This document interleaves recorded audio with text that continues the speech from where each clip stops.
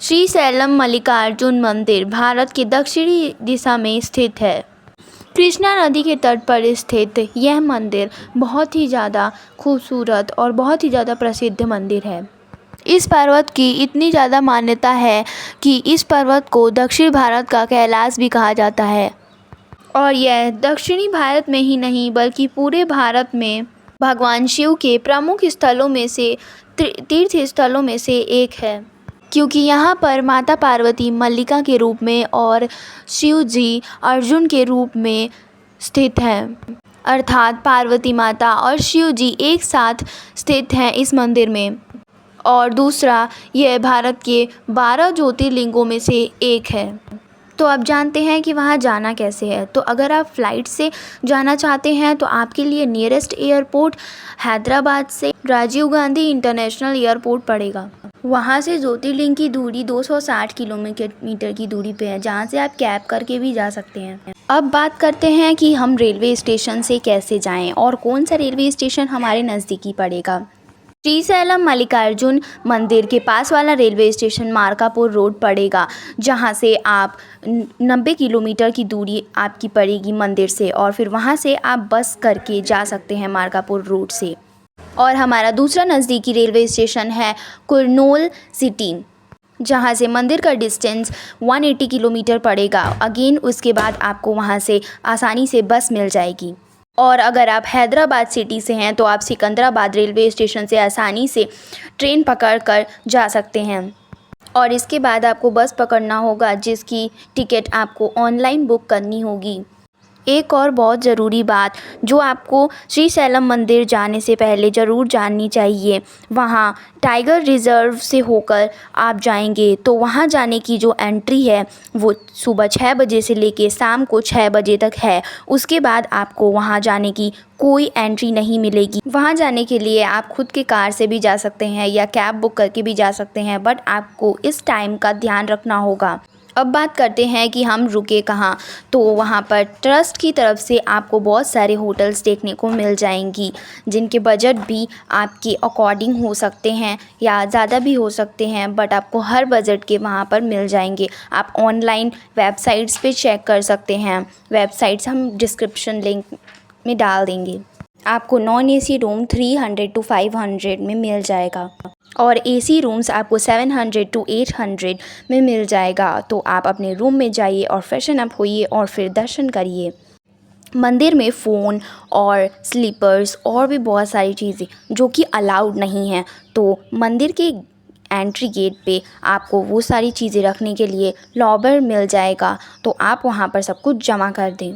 ये सब चीज़ें जमा करवाने के बाद आपको मंदिर में जाने के लिए एक्सेस कार्ड लगता है। लॉकर के बगल में ही एक्सेस कार्ड काउंटर है, जिस पर आपको एक्सेस कार्ड मिल जाएंगे। वहाँ पर 3 तरीके के एक्सेस कार्ड के लिए 3 अलग अलग काउंटर्स होंगे, जिनमें पहला होगा साधारण दर्शन के लिए जो कि फ्री है, और दूसरा शीघ्र दर्शन के लिए जिसके लिए 150 रुपये लगेंगे, और तीसरा अति शीघ्र के लिए जिसके लिए और ज़्यादा शुल्क लगेगा।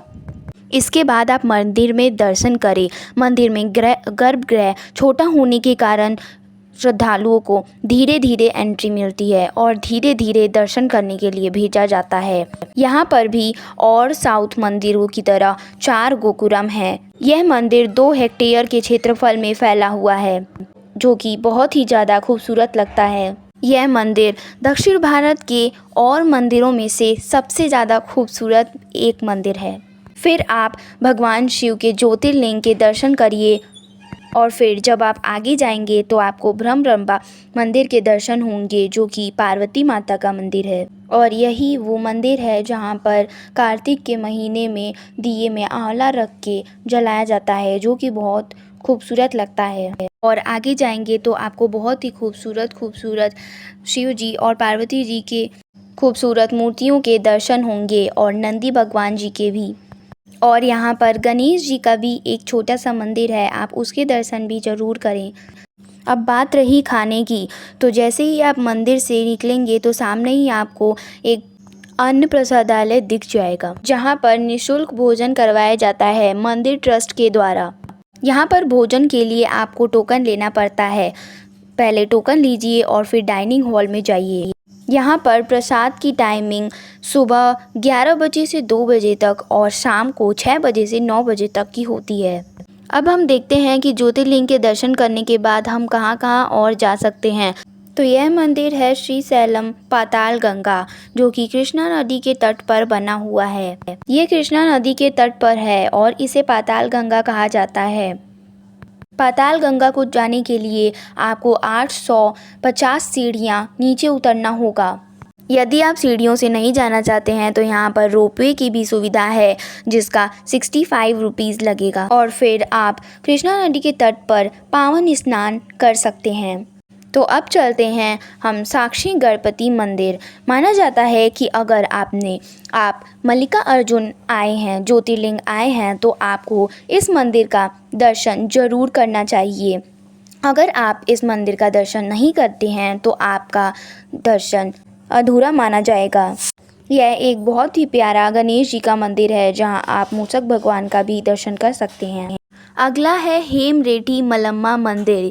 यह मंदिर बहुत ही ज़्यादा खूबसूरत बना हुआ है, जिसके अंदर एक आश्रम भी बना हुआ है। यह मंदिर ज्योतिर्लिंग के बहुत पास में है। यह मंदिर आश्रम के लोगों के दिनचर्या के ऊपर बनाया गया है, जहाँ लोग जैसे भी रहते हैं और जो वह वहाँ कर्म करते हैं। इसके बाद आप शिखेश्वर मंदिर भी जा सकते हैं, जो कुछ हाइट पे बना हुआ है और वो भी बहुत ही ज़्यादा सुंदर मंदिर, जो कि शिव जी का ही मंदिर है। यह ऊंचाई पे बना हुआ है, इसलिए यहाँ से दृश्य बहुत ही खूबसूरत दिखता है। इसके बाद आप लिंगलागट्टू मंदिर भी जा सकते हैं, जो कि एक तट है और यह कृष्णा नदी का ही तट है, पर माना जाता है कि यहाँ भगवान शिव की छवि दिखती है, इसलिए ये बहुत ही खूबसूरत तट है। टूरिस्टर्स यहाँ की यात्रा करना बहुत ही पसंद करते हैं। तो इस तरीके से आप इस भव्य ज्योतिर्लिंग का दर्शन कर सकते हैं। अगर आपको किसी भी जगह के बारे में, किसी भी ज्योतिर्लिंग के बारे में जानकारी चाहिए तो प्लीज़ हमें कमेंट करें और लाइक एंड सब्सक्राइब करना ना भूलें।